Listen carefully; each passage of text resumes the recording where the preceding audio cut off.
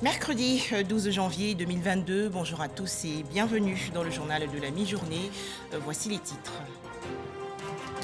En Côte d'Ivoire, 60 milliards de francs CFA pour soutenir et financer les petites et moyennes entreprises, les PME. Le Fonds de solidarité africain, le FSA, a accordé une ligne de garantie à la Chambre de commerce et d'industrie de Côte d'Ivoire. Dans ce journal, la satisfaction des dirigeants de PME. La Coupe d'Afrique des Nations 2021 avec l'entrée en scène aujourd'hui de la Côte d'Ivoire. Les éléphants footballeurs affrontent la Guinée équatoriale ce soir à 19h GMT. Cette rencontre va se dérouler au stade Japoma de Douala, la capitale économique camerounaise. Enfin, au Burkina Faso, l'arrestation de 8 militaires soupçonnés de fomenter un coup d'État. En Côte d'Ivoire, un conseil des ministres aujourd'hui au palais présidentiel dans la commune du Plateau. Réunion en présence bien sûr du président de la République Alassane Ouattara. Nous allons faire le point sur les échanges et travaux des membres du gouvernement dans nos prochaines éditions. Je vous l'annonçais dans les titres, les petites et moyennes entreprises de Côte d'Ivoire très heureuses en ce début d'année 2022. La raison, le Fonds de solidarité africain, le FSA, a accordé une ligne de garantie de 60 milliards de francs CFA à la Chambre de commerce et d'industrie. Objectif, amener et encourager les banques ivoiriennes à assurer le financement des besoins exprimés par les PME. Annonce faite hier lors d'un forum d'échange qui s'est tenu dans les locaux de la Chambre de commerce et d'industrie dans la commune du Plateau. Les explications détaillées de Dangui. Les petites et moyennes entreprises ivoiriennes, notamment celles des secteurs de l'agrotransformation, de l'hôtellerie et de l'agriculture, vont désormais avoir un accès facile au financement. C'est une assurance du Fonds de solidarité africain FSA à l'issue d'un forum d'échange entre une mission de ce fonds et le secteur privé ivoirien à la Chambre de commerce et d'industrie de Côte d'Ivoire. On attendait ça parce qu'aujourd'hui nos banques ont du mal à nous suivre. Quand vous arrivez à une banque pour vous avec un dossier, ils sont tout le temps en train de vous demander oui, ça. Mais aujourd'hui, si le Fonds de solidarité a décidé de nous accompagner, je pense que c'est un boom économique qui va se réaliser. Nous mettons avec le FSA qui nous donne les garanties solides et valables pour ne pas perdre du temps. À charge maintenant aux PME de mieux se structurer pour être éligibles à la palette d'instruments de financement que veut déployer le Fonds de solidarité africain en faveur du développement du secteur privé ivoirien. À travers justement l'accord que nous avons signé, et nous allons d'abord donner les bonnes informations et créer les conditions pour que les entreprises se structurent afin de leur permettre de bénéficier justement de ces fonds. Le FSA et la Chambre de commerce et d'industrie ont signé un accord pour, disent-ils, apporter un souffle nouveau au secteur privé ivoirien en mettant à sa disposition des solutions appropriées et pérennes aux problèmes de financement. Nous sommes prêts, à partir de ma déclaration-là, à donner à la Chambre de commerce une garantie de portefeuille de 60 milliards de francs CFA. Au président Fama de nous dire, voilà les banques au niveau desquelles il faut loger ces 60 milliards et nous allons les y loger sans difficulté de façon à ce que les banques elles-mêmes puissent instruire les requêtes de garantie directement. La Côte d'Ivoire se place en tête des pays bénéficiaires du FSA avec un total de garanties de plus de 140 milliards de francs CFA pour un financement d'environ 300 milliards mobilisés par les entreprises ivoiriennes selon le directeur général du FSA. Dans l'actualité nationale aussi, cette séance de formation des agents des impôts, les travaux ont porté sur le nouveau mode de comptabilité des recettes fiscales sur la base des droits et obligations constatés. Une nouvelle approche de comptabilité qui permet aux régisseurs de recouvrer exactement en fin d'année le montant annoncé par le contribuable en début d'exercice. Les précisions de Cheikh Koné. La réforme du budget programme, nouveau mode de gestion basé sur la logique de performance et de transparence, s'installe à son tour dans la mobilisation des recettes fiscales, avec la réforme des droits et obligations constatées. Avec cette réforme, le montant déclaré d'un contribuable en début d'exercice doit être obligatoirement recouvré à la fin de l'exercice par le receveur des impôts. Ça introduit un peu plus de transparence. En début d'exercice, voilà ce qu'on a déclaré.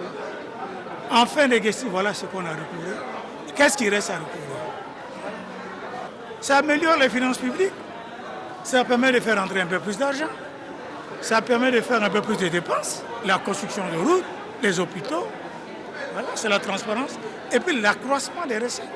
Les mécanismes de cette nouvelle approche de mobilisation des recettes fiscales ont été dispensés aux agents de la Direction générale des impôts, précisément les receveurs des impôts, les premiers acteurs concernés. Généralement, le receveur est pécuniairement responsable de ce qui n'a pas recouvré. Avant, il y avait une tolérance, parce qu'on se disait qu'on n'avait pas bien informé les différents receveurs, mais désormais, avec les droits constatés, s'il a pris en charge, ça veut dire qu'il est sûr de recouvrer. L'objectif de ce séminaire qui prend fin ce mercredi est de permettre la mise à niveau des comptables de la Direction générale des impôts afin de s'approprier ce nouveau système du principe des droits constatés. Hors de chez nous, de lourdes sanctions infligées au Mali par la communauté économique des États de l'Afrique de l'Ouest. À noter la fermeture des frontières, la suspension des transactions, le gel des avoirs du pays à la Banque centrale des États de l'Afrique de l'Ouest, la BCEAO. Alors quels sont les effets de ces mesures sur le Mali? Quelles conséquences probables sur l'économie ivoirienne? Pour en parler, Mahama Traoré. Ce qui était redouté arriva.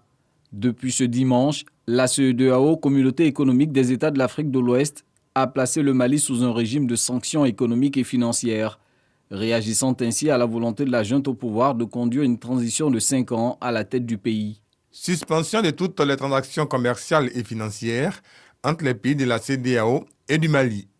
Le gel des avoirs de l'État de la République du Mali dans les banques centrales de la CEDEAO.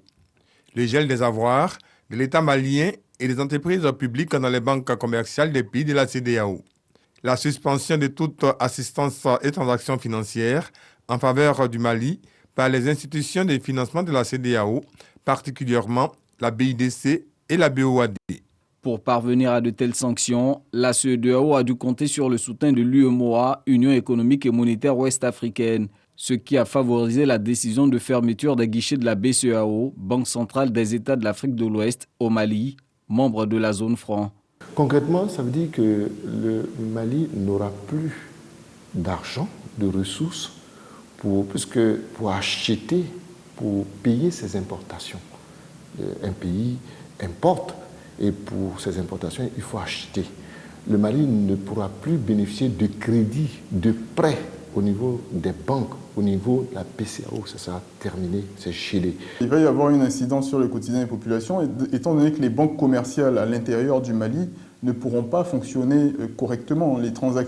Toutes les transactions extérieures, pas que les transactions publiques d'ailleurs, toutes les transactions à l'extérieur du Mali via les banques commerciales vont être fragilisées naturellement par ces dispositifs.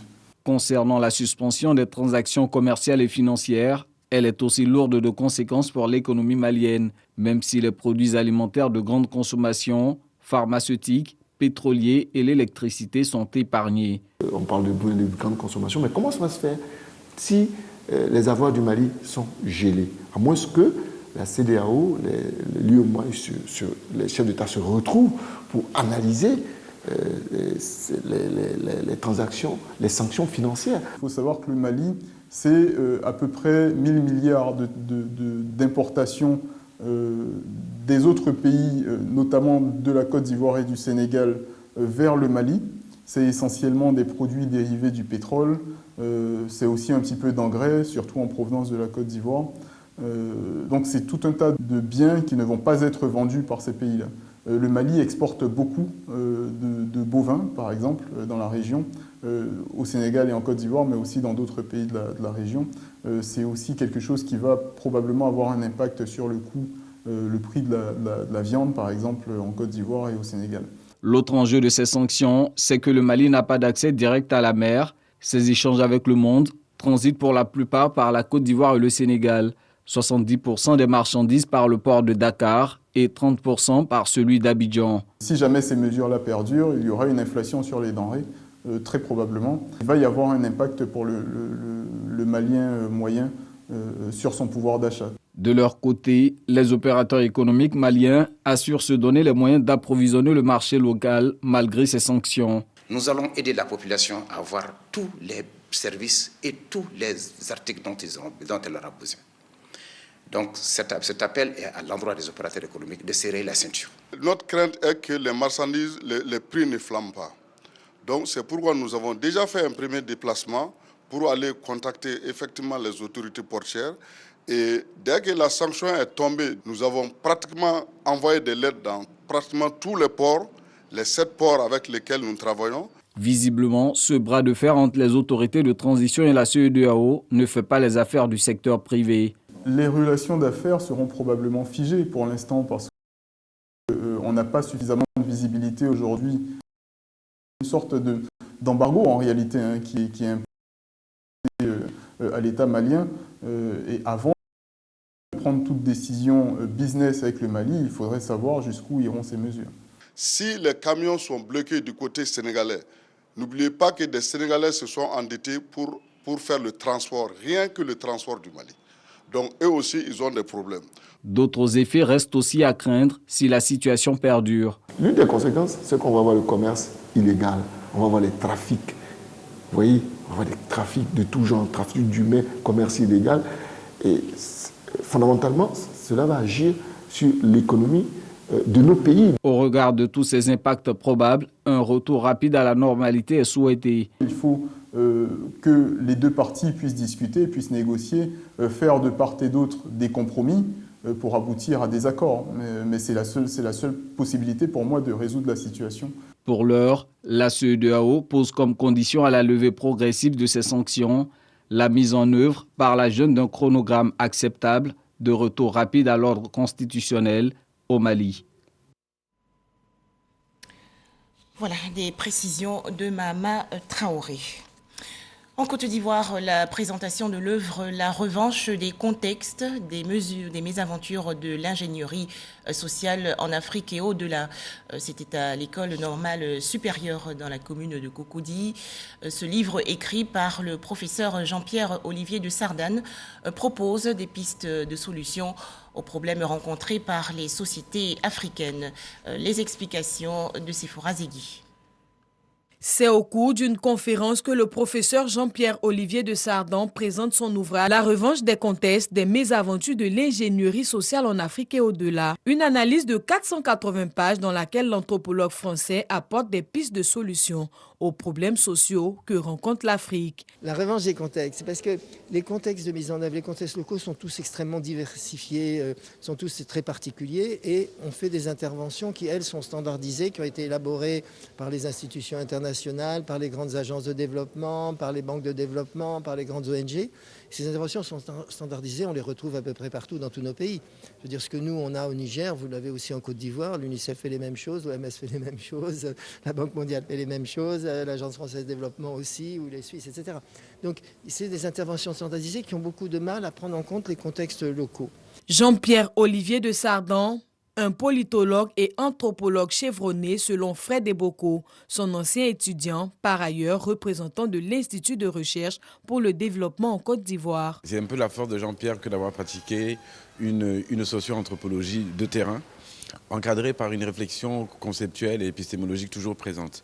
Et ce que Jean-Pierre Olivier de Sardane montre un peu, c'est les effets inattendus des projets de développement. Et il fait ça depuis très longtemps. Et c'est vraiment un chercheur plurivalent et qui le montre très bien dans ce nouvel ouvrage qui s'appelle La revanche des contextes. Et c'est vraiment un ouvrage majeur. Et c'est peut-être, comme il le dit lui-même, un de ses ouvrages les plus exigeants. Conférence certes, mais également hommage à Jean-Pierre Olivier de Sardane, cet enseignant grâce à qui la Côte d'Ivoire a l'une de ses meilleures professeurs d'anthropologie, devenue aujourd'hui ministre de l'Éducation nationale et de l'alphabétisation. Mariatou Koné relate les secrets de sa réussite. Il m'a formé, avec lui j'ai eu mon DEA, avec lui j'ai eu mon doctorat. À l'époque c'était la première thèse unique, en tout cas de notre département. Et aujourd'hui, je suis à ses côtés pour parler d'un de ses ouvrages. Jean-Pierre, ce sont des sujets, ce sont des thèmes. Alors, je voudrais rendre un vibrant hommage à cet homme qui a participé à ma formation académique et scientifique, universitaire, et je pense qu'il a sans aucun doute orienté certains choix de ma vie. La revanche des comtesses des mésaventures de l'ingénierie sociale en Afrique et au-delà est le 18e livre publié par Jean-Pierre Olivier de Sardan. Cet ouvrage est une synthèse de toute sa carrière consacrée à l'analyse des programmes et projets de développement en Afrique. 2022 va marquer la fin du coronavirus si et seulement si nous nous faisons tous vacciner et respectons les gestes barrières.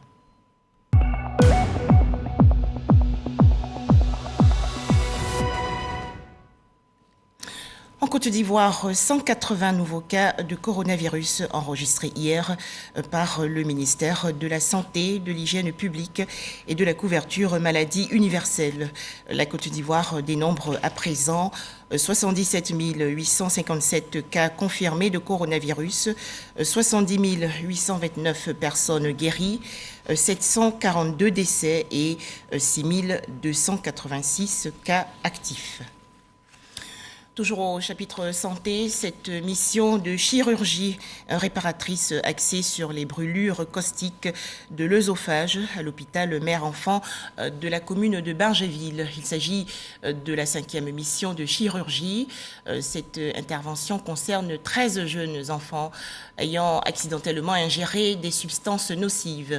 Les explications de Mama Traoré. S'affairer pour ne pas se laisser dominer par l'angoisse. Dame Keïta procède ainsi, alors même que son fils de 3 ans subit une intervention chirurgicale délicate à l'hôpital mère-enfant de Bingerville. L'opération vise à restaurer l'œsophage du gamin, endommagé suite à l'ingestion de la potasse. Souvent, il boit l'eau, café, puis c'est fini. Bon, souvent aussi, rien n'y passe. Même cracher, il n'arrive pas à avaler. Donc, on est là comme ça. Dieu nous a sauvés, on est venu ici. Ils ont fait une sonde ici, là. Donc c'est là-bas que je lui donne à manger. En plus du fils de Dame Keïta, 12 autres enfants sont actuellement internés à l'hôpital mère-enfant de Bingerville dans le cadre d'une mission de chirurgie réparatrice axée sur les brûlures caustiques de l'œsophage. Dans les blocs opératoires, les équipes médicales de l'hôpital mère-enfant, assistées d'experts français, s'activent à redonner une seconde vie à ces enfants. Il s'agit d'une technique pour remplacer totalement. Quand on dit remplacement, vraiment, c'était vraiment un remplacement. D'autant plus qu'on enlève l'œsophage malade et on le remplace par un greffon colique de l'intestin, du gros intestin comme on dit. C'est une opération qui est lourde, qui est longue aussi, qui dure plusieurs heures, 5-6 heures probablement, mais pour lesquelles il y a très bonne chance de succès. On a suffisamment d'expertise maintenant pour que ça se passe bien, qu'il y ait le moins de complications possible. Cette mission de chirurgie pédiatrique en est à sa 5e édition. Elle est le fruit d'un partenariat entre l'ONG française La Chaîne de l'Espoir et la Fondation Children of Africa de la première dame Dominique Ouattara à travers l'hôpital mère-enfant de Bingerville. Aujourd'hui, nos équipes arrivent à travailler correctement, donc arrivent à opérer en toute sérénité ces enfants, sans l'aide extérieure. Je crois que c'est le but qui était recherché.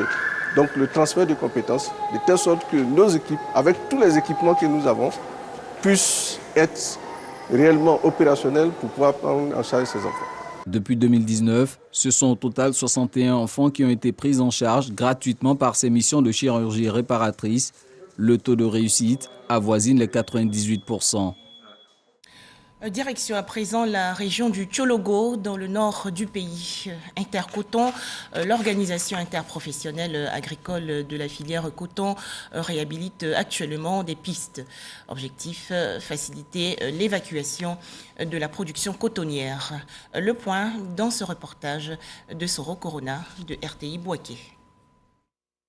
L'évacuation de la production cotonnière est souvent confrontée au mauvais état des pistes villageoises. Pour relever ces défis, depuis 2018, Intercoton, organisation interprofessionnelle agricole de la filière coton, investit dans la réalisation des pistes. Ce sont plus de 1600 km de pistes construites en 4 ans. Le PSAC a réalisé au niveau du bassin cotonnier plus de 500 km de route en termes de réhabilitation et entretenu 1600 km de route. Donc le PSAC est fini à partir de 2018. L'Intercoton à son sein, la cellule infrastructure, a décidé de prendre cette activité qui est la réhabilitation et l'entretien des pistes. Chaque année, Intercoton investit 50 millions de francs CFA pour réhabiliter et ouvrir de nouvelles routes, construire des ponts dans le bassin cotonnier. Des travaux salués par les producteurs. Le développement de la filière coton, ça commence par la piste. Parce que pour transporter les entrants pour venir au champ, tu es obligé de passer dans la piste. Même la récolte de coton, tout se passe dans la piste. Vraiment, je suis très heureux pour le geste que l'Intercoton a fait pour aider le producteur. Pour voir de plus près ces réalisations, le conseil d'administration d'Intercoton s'est rendu dans la région du Tchologo. Ces infrastructures routières viennent en soutien aux efforts déployés par le gouvernement ivoirien. Aujourd'hui, on a beaucoup de production et les pistes ne sont pas vraiment bonnes.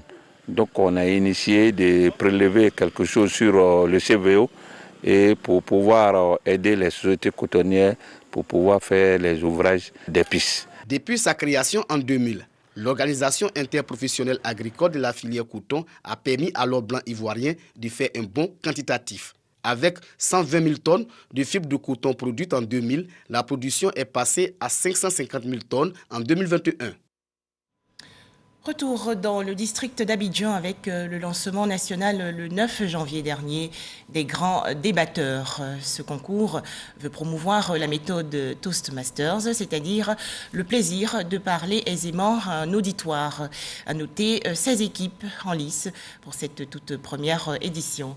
Les détails, Issaïo. Promouvoir les débats pour en faire un moyen d'éclosion des talents d'orateurs et un canal d'éveil des consciences. Le concours national, les grands débatteurs, s'est assigné cette mission du développement du capital humain. En 1450, nous avons assisté à l'invention de l'imprimerie avec l'allemand Gutenberg. Et avec cette invention, nous avons assisté à un boom livrex, à un boom des livres. Aujourd'hui, avec les réseaux sociaux, nous nous sommes rendus compte, effectivement, qu'avec les médias et les réseaux sociaux, nous prenons non seulement moins de temps. C'est un projet inédit qui nous permet de faire profiter de notre expérience à la communauté nationale, qu'il s'agisse des jeunes, des étudiants ou des cadres, de ce que nous avons appris en termes de leadership et en termes de techniques de communication. Tout ce qui porte sur l'émulation de la jeunesse est déjà très important. Aujourd'hui, nous devons transmettre à la jeunesse ce que nous avons appris. Et ce concours s'inscrit, à mon humble avis, dans ce cadre-là. Apprendre à cette jeunesse à avoir une meilleure expression orale à travers un concours de débat, je pense que c'est une première. Pour les concurrents, la lucarne offerte est une aubaine pour valoriser l'ivoirien nouveau. La jeunesse a maintenant l'occasion de parler, l'occasion de prendre la parole à la vérité. Voilà ce que représente le concours pour nous. Une occasion, une aubaine même pour la jeunesse de dire ce qu'elle pense. Pour débattre, il faut apprendre. Pour débattre, il faut apporter quelque chose. Et c'est dans cette dynamique que jeunes, pluridisciplinaires, nous avons décidé de se mettre ensemble et conquérir pour apporter notre point de vue, mais en même temps profiter pour apprendre. 16 équipes sont en compétition pour cette première édition du concours national Les Grands Débatteurs, dont la finale est prévue le 9 avril 2022 à Abidjan. Un tout autre sujet à présent dans le reportage qui va suivre, les explications détaillées de la transmission du pouvoir en pays Adiokrou. C'est dans la région sud du pays. C'est un reportage de Franck Quadio. Vieux Badjen, département de Dabou, les Nigbessi au pouvoir, après 8 années de règne, cèdent leur siège à leurs cadets de la génération Bodjol, appelés aussi les Obodjrou. En pays Lodjoukrou, la gestion du pouvoir traditionnel se fait de manière cyclique et ces Ebebou, tous septuagénaires, auront la lourde tâche de conduire le village sur la voie du développement, de la cohésion et de la paix.